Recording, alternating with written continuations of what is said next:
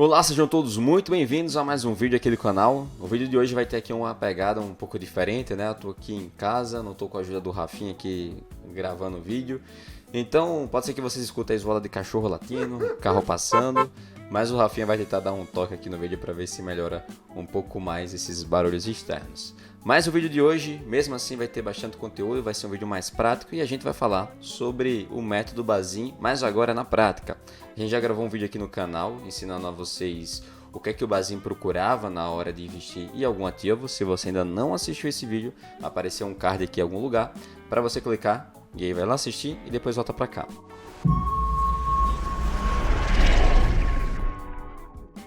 Então, antes de começar aqui direto para a análise, vamos só retomar o que é que o Bazin buscava, né? O que é que ele fazia antes de investir em um ativo. Então ele analisava alguns critérios. O primeiro critério em relação ao dividend yield, ele buscava empresas ali com o dividend yield acima de 6% ao ano.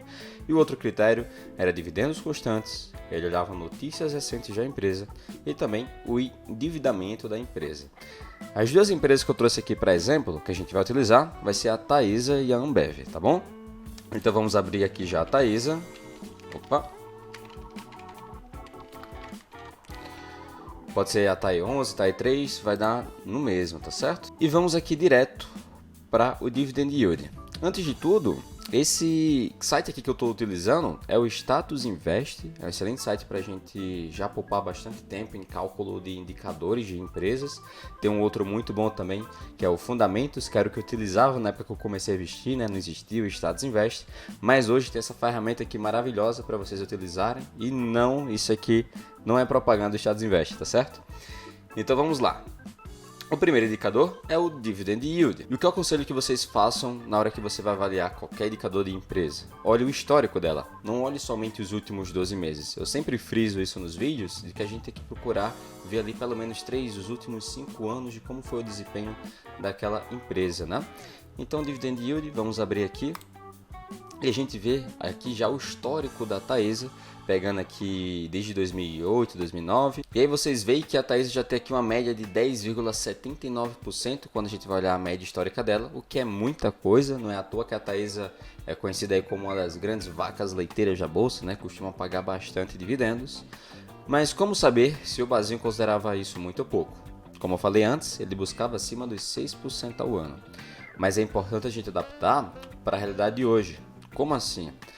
O Bazin não tirou esse número mágico 6% do nada. É porque esse era o prêmio de risco que os títulos públicos costumavam pagar na época que o Bazin investia. E ele queria o quê? Que a empresa que ele fosse investir e fosse pagar dividendos, o mínimo que ela pagasse fosse ali o que a renda fixa traria para ele, teoricamente ali de forma segura, né?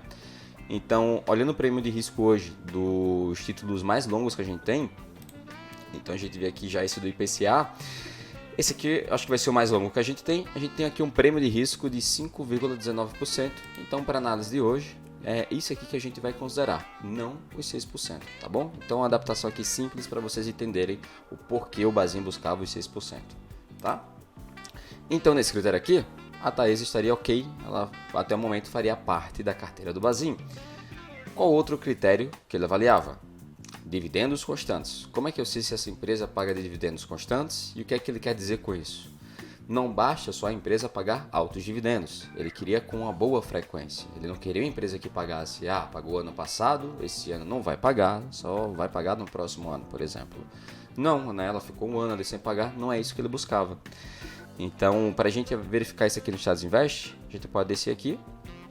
E tem aqui o histórico já de proventos, né, os eventos corporativos, proventos de Taesa. Então a gente consegue olhar aqui um longo histórico da Taesa. Para facilitar aqui eu vou colocar os últimos 5 anos e vou agrupar aqui por ano. E aí você vai perceber que todos os anos Taesa costuma pagar seus dividendos. Então analisando aqui esse segundo critério de dividendos constantes, Taesa também estaria ok. Qual que seria o terceiro critério? Notícias recentes. O que é que o Bazin queria dizer com isso, né? Ele queria saber se a empresa não estava envolvida em nenhum esquema de corrupção, fraude contábil, muito envolvida com política. Então ele fazia essa pesquisa antes só para não ter esse risco de repente, ele está investindo em uma empresa que está meio mal ali na mídia por conta de rumores e aquilo acaba se concretizando, né? Por mais que por enquanto seja fake news e tudo mais, mas poderia acabar se concretizando. Ele evitava esse tipo de coisa. Então, empresas estatais, eu acredito que o Bazin ele tomava um pouco mais de cuidado, né? Até porque por ter envolvimento do governo, tem maiores chances, digamos assim, de acabar se envolvendo com algum tipo de problema, né? Mas de qualquer forma, não significa que você vai deixar de investir estatal só por conta disso. Depende do risco que você quer correr.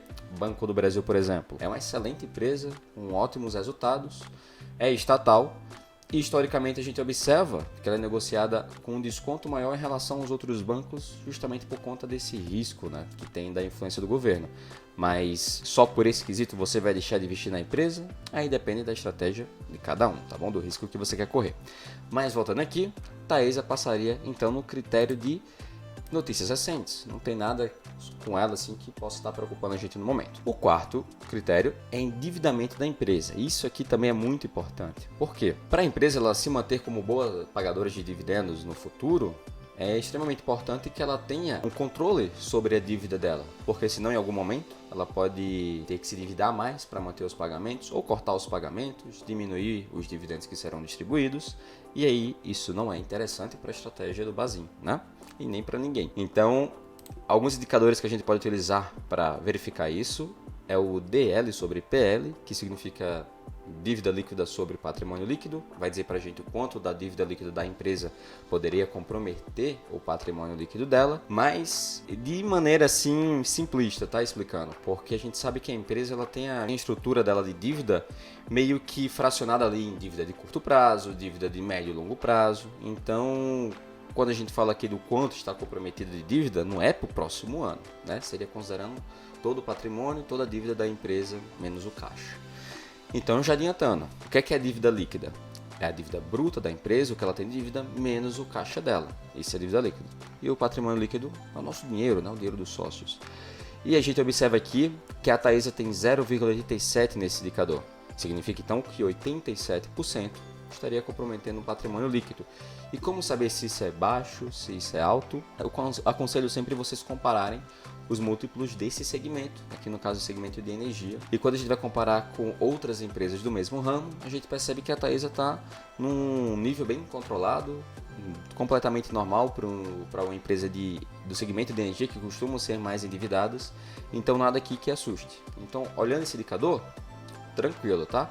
Então, quando a gente vai avaliar isso no segmento de energia, dá preferência ali por empresas que estejam abaixo de 1,20, por exemplo, que a gente até encontra algumas acima de 1, e não necessariamente isso é preocupante. Depende de como está estruturada essa dívida, como eu falei anteriormente, tá bom? Mas não vou entrar muito em detalhe nisso para não ficar muito complicado. A ideia aqui desse vídeo é que seja algo que a maioria aqui vai poder acessar o site, conferir alguns indicadores e tomar ali a consciência de como está andando aquela empresa. Mas, novamente, não seguir apenas com base em 3, 4 indicadores.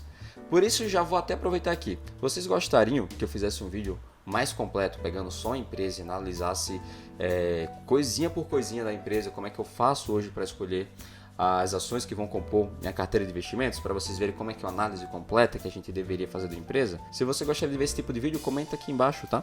Então, vamos continuar. Um outro indicador que eu sugiro que vocês avaliem, o Status Invest ele já diz aqui vários indicadores de endividamento, né? Mas um outro que eu aconselho aqui que você veja, e não necessariamente ele é de endividamento, mas é sobre fluxo de caixa. Para a empresa ela se manter como uma boa pagadora de dividendos, é super importante que ela tenha uma boa geração de caixa. E tem um indicador que ajuda a gente com isso, que é o DL sobre EBITDA, né? A gente entende o EBITDA como o lucro operacional da empresa, e através desse indicador a gente vê quantas vezes, né, a empresa teria que gerar aquele lucro dela para poder conseguir pagar toda a dívida dela. Tá bom? A dívida líquida, né? Excluindo o caixa. Então está aqui o dívida líquida sobre EBITDA, e assim como outros indicadores, eu acho que eu nem fiz isso com o DL sobre PL, né? Vamos até clicar aqui. É sempre importante a gente ver ali o histórico da empresa. Então a gente vê que a média da Taesa foi de 0,81, e aqui no DL sobre EBITDA da Taesa a gente tem uma média histórica de 2,88. Novamente, como é que eu sei se isso está bom, se está ruim? Compara com outras empresas do mesmo segmento, mas já dou aqui uma dica para vocês. Empresas ali com esse indicador abaixo de 3 já está um valor razoável, e abaixo de 2 de preferência, né, já está show de bola, tá bom? No caso aqui da Taesa, ela está dentro da linha, a gente poderia considerar ela aqui para a lixa do Bazin, certo? Então, fechando isso, vai ser somente esses pontos que a gente vai analisar aqui de acordo com o método Bazin. Provavelmente ele avaliava mais algumas coisas, né? Sendo que no livro dele, o que ele deu mais destaque foram justamente esses pontos aqui. Mas então, considerando apenas esses pontos, Taesa faria sim parte ali da carteira do Bazin. Qual que é a outra que a gente vai avaliar aqui? Vai ser a Ambev. Então, vamos colocar aqui a Ambev 3. A Ambev, já posso adiantar para vocês que, embora todo mundo conheça a Ambev como uma gigante, né, do seu segmento, empresa super lucrativa, por incrível que pareça, ela não entraria no método aqui por conta de um indicador, e o principal deles, que é o Dividend Yield. A Ambev, quando a gente vai ver o histórico dela, do Dividend Yield, ela costuma ter uma média ali, né, de 3,35%, né, então bem abaixo do prêmio de risco hoje da renda fixa. E todos os outros critérios já vou adiantar que ela vai se encaixar, mas infelizmente nesse critério não. E aí por esse motivo que ela não iria entrar na carteira do Bazin. E aí eu quero trazer aqui uma reflexão para vocês. Só por conta desse critério você vai deixar de investir na empresa? Porque ela não costuma pagar dividendos tão altos? Depende da estratégia que você vai querer seguir, montar. Eu tenho uma filosofia de que empresas de dividendos são excelentes. É muito bom a gente ter uma boa pagadora de dividendo na carteira. Traz mais segurança para a gente. Uma renda passiva também para ajudar a pagar o seu custo de vida, né? Mas eu entendo que quando a gente vai investir numa empresa, a gente tem que investir em uma boa empresa, independente se ela é uma boa pagadora de dividendos ou não. O fato dela ser uma boa pagadora de dividendos, eu vejo como um bônus, um a mais. Isso traz um pouco mais de segurança na hora da gente investir em determinada empresa. Mas não necessariamente isso tem que ser o único fator ali, o mais importante para considerar você investir ou não. Eu acho que depende também de fases da vida. Se você está hoje muito na fase de acumular patrimônio, você pode se permitir investir em outros tipos de empresa também, não necessariamente só boas pagadoras de dividendos. Tudo é questão de equilíbrio, entender o seu próprio perfil de risco da sua carteira como investidor e a fase de vida que você se encontra hoje. Acho que tudo isso é que vai ajudar a decidir ali qual vai ser os perfis de empresas que irão fazer parte da sua carteira. Mas se você quiser seguir somente uma estratégia de dividendos, então a Ambev realmente não seria tão interessante assim para a carteira. Os outros indicadores, né? Dividendos constantes que ele coloca aqui. Então quando a gente vai olhar os dividendos, a gente vê que a Ambev ela paga dividendos de forma constante, embora não seja tão altos assim, né? O outro indicador aqui em relação ao endividamento, o DL sobre PL da Ambev é negativo. E por quê, né? O patrimônio líquido ele não é negativo. Então, a parte aqui da equação que está negativa é a parte da dívida líquida. E como é que a gente chega na dívida líquida? É a dívida bruta da empresa menos o caixa. Se isso aqui está negativo, então tudo indica que é porque a empresa tem mais caixa do que dívida. Então, a Ambev ela conseguiria pagar toda a dívida dela com o caixa que ela tem hoje, né? Com o dinheiro ali que ela tem disponível ali no momento, que ela poderia usar para fazer alguma aquisição ou pagar dívidas, aqui como exemplo que a gente está utilizando. Tá? Então, seguindo esse critério, é lógico que a Ambev passaria no critério do Bazin. E o outro que eu coloquei aqui é o DL sobre EBITDA também, que também vai estar negativo, já que a dívida líquida é negativa. Então, o mais interessante aqui nesse caso seria você abrir a DRL da Ambev, ver como é que está a geração de caixa dela, o fluxo de caixa, mas já te adianto que a Ambev é uma ótima geradora de caixa. Tá certo? Então, avaliando esses critérios que eu considero básicos até, eu acho que são critérios bem interessantes, importantes. Eu aconselho você sempre a olhar esses indicadores antes de investir em uma empresa, mas não somente eles. Não seguir somente por esses indicadores. Queira fazer uma análise um pouco mais aprofundada para você ter mais chances de acertar no seu investimento, tá? Mas levando como base apenas esses critérios aqui, que é o que o Bazin mais fala lá no livro dele, a gente pode considerar que a Taesa entraria na carteira dele, mas a Ambev, mesmo sendo essa gigante, não iria entrar. Você gostou desse vídeo? Já deu para te dar um pouco mais de noção como buscar essas informações, que valor buscar, como olhar esses indicadores? Tem uma ferramenta aqui no Status Invest que eu acho bem legal, que se chama Média de Mercado. Então, quando você estiver analisando seus ativos, sempre compare com outras empresas do mesmo segmento. E tem até uma outra também que quer comparar, que aí você vai colocar qual que é a ação, né, que você quer comparar, e ele já vai te dizer todos os indicadores de cada uma e quem que tem o melhor em cada uma delas, tá? Mas novamente, não é somente uma ferramenta que vai chegar e te dizer, olha, pelos indicadores aqui, essa daqui está melhor, invista nessa. você tem que olhar outras coisas também, como por exemplo as premissas da empresa, qual que é o case dela, olhar os próprios relatórios e entender o que é que a companhia pensa para o futuro, né? Quais são os projetos em vista que a empresa tem, não somente ficar preso ali aos números, tá bom?